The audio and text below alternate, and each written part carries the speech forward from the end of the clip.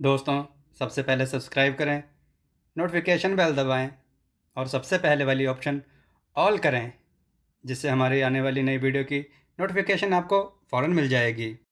जय श्री राम भक्तों, सवालों की श्रृंखला में आप सबका स्वागत है।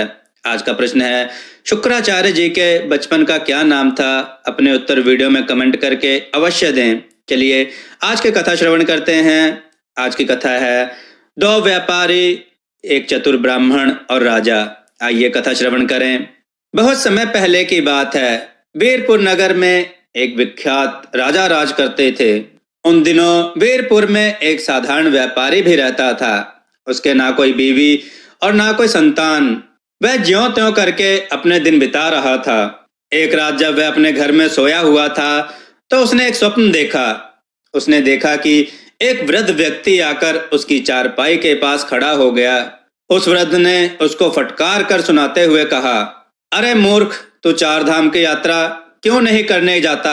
उस दिन व्यापारी ने उसकी ओर बिल्कुल ध्यान न दिया, परंतु वही स्वप्न प्रति रात लगातार कई दिनों तक देखता रहा। तो उसे भय लगने लगा कि इस व्रत की आज्ञा का पालन ना करूं तो हो सकता है कि किसी प्रकार का दुख मुझ पर आ जाए। यह सोच उसने जल्दी से जल्दी समय निकालकर चार धाम की यात्रा जाने का निश्चय कर लिया। मन में ऐसा निश्चय करके उसने पहले तो अपनी दुकान का सामान बेच डाला, बाद में अन्य सामान और अंत में दुकान के भी दाम वसूल कर लिए। इस तरह जो धन उसने इकट्ठा कर लिया, उससे उसने चार धाम की यात्रा का प्रबंध कर लिया। इतना करने पर भी उसके पास कुछ सोने के सिक्के बच गए।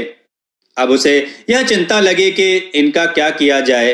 वह उनको सुरक्षित करने के उपाय पर विचार करने लगा तो उसे एक ख्याल आया।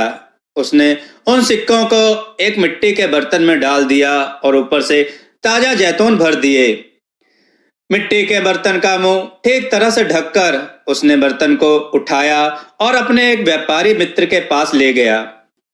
उसने उससे कहा, भाई, आप जानते हैं कि मैं चार धाम की यात्रा करने जा रहा हूँ। मेरे पास जैतूनों का यह मिट्टी का बर्तन बचा हुआ है। क्या आप इसे अपने पास रख लेंगे? मैं जब लौटूंगा तो वापस ले लूंगा। व्यापारी ने उत्तर दिया, विनय भाई, यह भी कोई पूछने की बात है?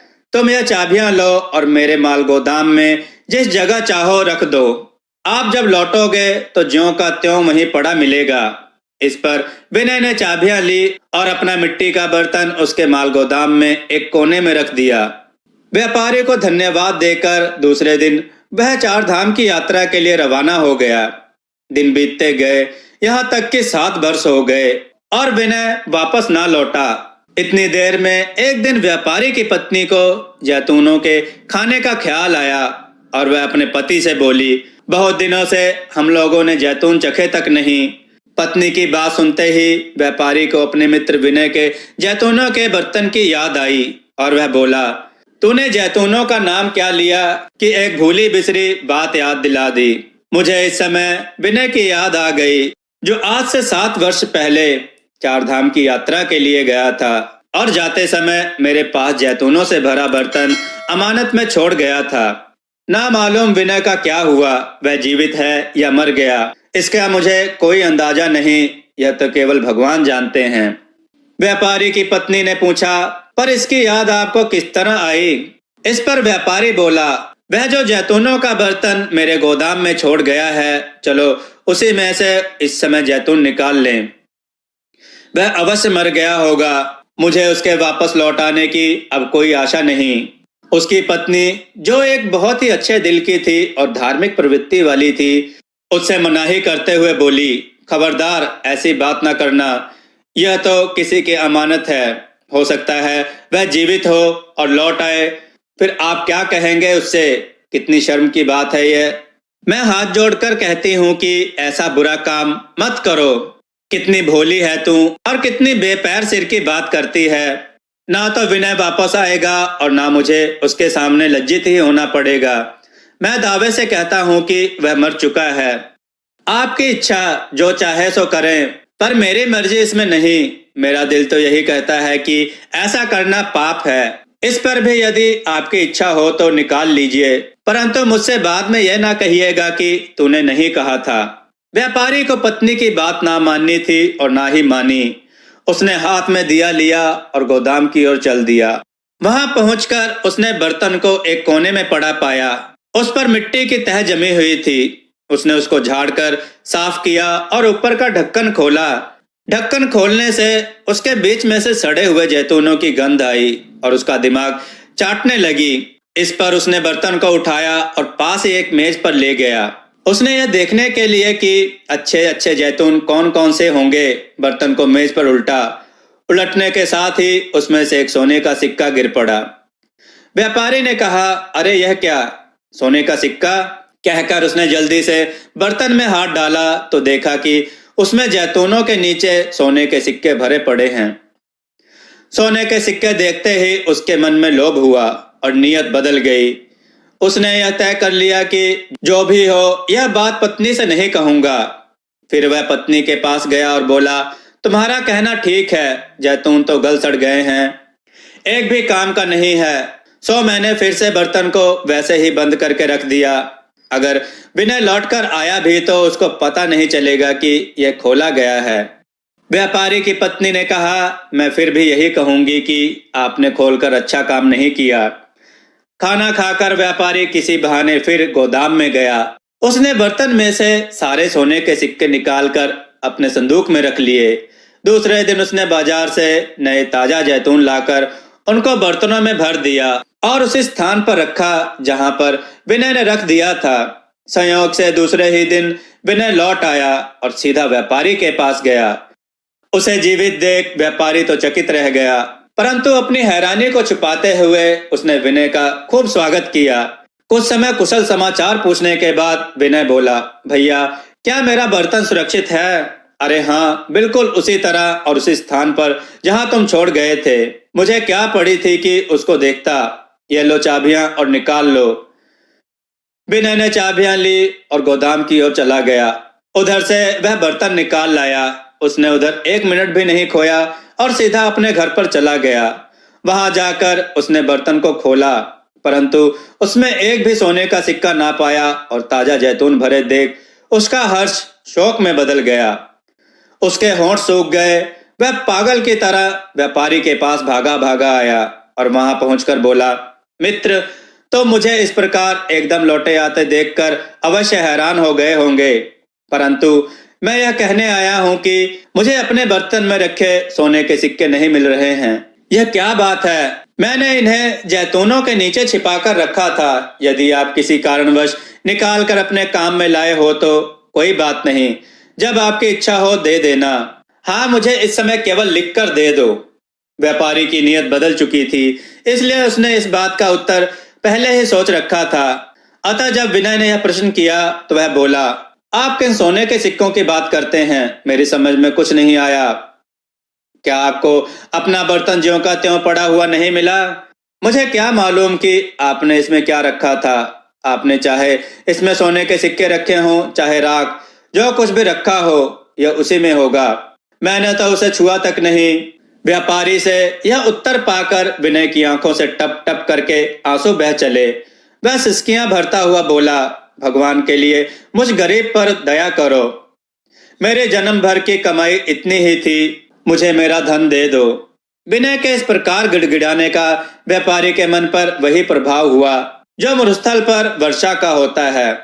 वह टस से मस न हुआ। यह देख विनय ने फिर कहा, अच्छा तो मैं मुखिया के पास जाता हूँ।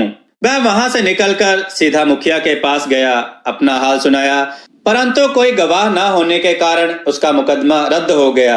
यद्यपि मुखिया की अदालत में वह हार गया, फिर भी उसने हिम्मत न हारी। अपनी कहानी उसने राजा तक पहुंचाने का निश्चय कर लिया। उसने एक नया प्रार्थना पत्र तैयार किया।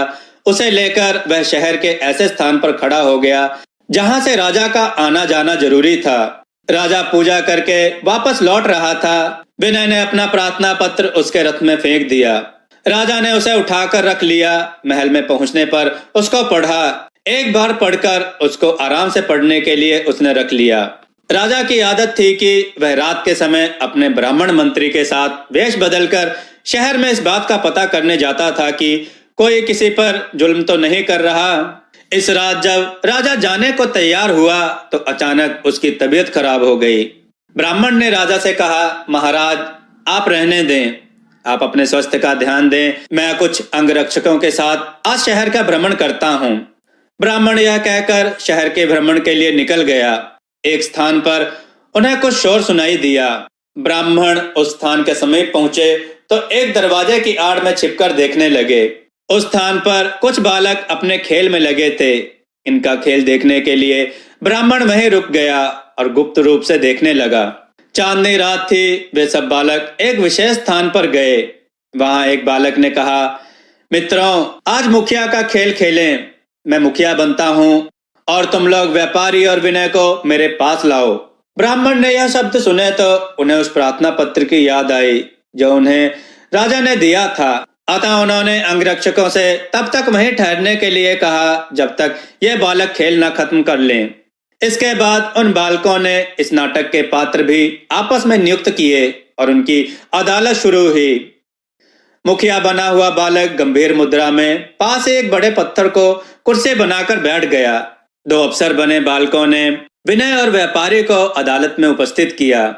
इस पर बालक मुखिया ने जबान खोली, व्यापारी तुम्हें इस अभियोग के उत्तर में अपना पक्ष पेश करने की आज्ञा दी जाती है, कहो तुम्हें क्या कहना है। बालक व्यापारी ने उत्तर दिया, सरकार विनय का अभियोग झूठा है। मुझे सोने के सिक्कों का पता तक नहीं है। यदि आपका हुक्म हो तो मैं कसम खाने के लिए भी तैयार हूँ। मुखिया ने कहा, नहीं, कसम खाने की आवश्यकता नहीं है। मैं पहले उस बर्तन को देखना चाहता हूँ। विनय क्या तुम उसे साथ लाए हो? नहीं सरकार। तो लाकर हमारे सामने पेश करो। बालक विनय चला गया और कुछ ही समय में एक मिट्टी का बर्तन मुखिया के सामने रख दिया। अब मुखिया ने पूछा, क्या यही बर्तन है? विनय और व्यापारी ने देखकर कहा, हाँ सरकार, यही बर्तन है। तब मुखिया ने उसका ढक्कन उठाने की तथा एक जैतून लाकर दिखाने की आज्ञा दी। जैतून उनके सामने पेश किया गया। उन्होंने ऐसा अभिनय किया मानो जैतून चख रहे हों और कहा, यह तो बड़े स्वादिष्ट जैतून हैं, बिल्कुल ताजा, मानो आज ही पेड़ पर से उतारे गए हों। पर विनय, तुम तो कहते हो कि यह 7 साल पुराने हैं। अच्छा तो यह है कि इसकी जांच के लिए किसी जैतून बेचने वाले को अदालत में बुलाया जाए ताकि वह इनकी परख करके बताएं। इस पर एक जैतून बेचने वाले को उपस्थित किया गया। मुखिया बने हुए लड़के ने उससे पूछा, व्यापारी, जैतूनों की आम आयु कितनी होती है? वे कितने समय तक ठीक रखे जा सकते हैं? ठीक ठीक और सोच समझकर दोनों बातें बताओ। सरकार, यह फल केवल 3 वर्ष तक ठीक रखा जा सकता है, इसके बाद यह खाने के काम नहीं रहता। मुखिया ने कहा, अच्छा तो इस जैतून को चखो और बताओ कि यह कितने समय पुराने हैं। उसने मानो जैतून हाथ में लिया और चखा, फिर कहा, यह तो बिल्कुल ताजे हैं। मालूम होता है कि इनको रखे अभी 3 महीने से अधिक नहीं हुआ। मुखिया ने कहा, फिर सोच समझकर उत्तर दो, भूल न करना। यह दोनों कहते हैं कि 7 वर्ष पुराने हैं। इस पर अपराधी व्यापारी ने कुछ कहना चाहा, परंतु मुखिया ने डांटते हुए कहा, जबान बंद करो। एक तो चोरी और दूसरे चतुर। सिपाहियों, इसे ले जाओ और फांसी पर लटका दो, यह अपराधी है। उस बालक सौदागर को सिपाही ले गए और झूठ मूठ फांसी दी। तब बालक खूब तालियां बजा बजाकर खुशियां मनाने लगे। खेल खत्म हो गया। ब्राह्मण और अंगरक्षक वहां से चल दिए। उन्होंने मंत्री से कहा, इस बालक का पता लगाओ और कल दरबार में पेश करो। व्यापारी और विनय को भी उस बर्तन के साथ उपस्थित करो। एक जैतून बेचने वाले को भी साथ में उपस्थित करो। दूसरे दिन इन सबको दरबार में उपस्थित किया गया। ब्राह्मण ने राजा से कार्रवाई करने की आज्ञा ली। राजा ने हुक्म दिया। ब्राह्मण ने बालक को अपने पास एक अच्छा स्थान दिया और कहा, बालक ये है विनय और वह व्यापारी, इनका न्याय करो। बालक ने ठीक उसी तरह न्याय किया जैसा उसने खेल में किया था। व्यापारी समझ गया कि वह बच नहीं पाएगा। वह उन्हें पीटने लगा और दया के लिए प्रार्थना करने लगा, परंतु राजा ने डांट कर कहा, इसको ले जाकर फांसी पर लटका दो। व्यापारी से पहले सोने के सिक्के वसूले गए और बाद में उसे फांसी दे दी गई। ब्राह्मण ने बालक की खूब प्रशंसा की और राजा ने भी। राजा ने ब्राह्मण और उस बालक को खूब इनाम दिया। इस तरह बालक ने खेल ही खेल में एक कठिन मुकदमा हल कर दिया। दोस्तों, आपको यह कथा कैसी लगी? अपने विचार और सुझाव कमेंट में जरूर दें। हमारी कथाओं को लाइक करें, हमारे चैनल को सब्सक्राइब करना ना भूलें। हमारी कथाओं को शेयर जरूर करें, जिससे लोगों को उत्तम ज्ञान प्राप्त हो। जय श्री राम भक्तों।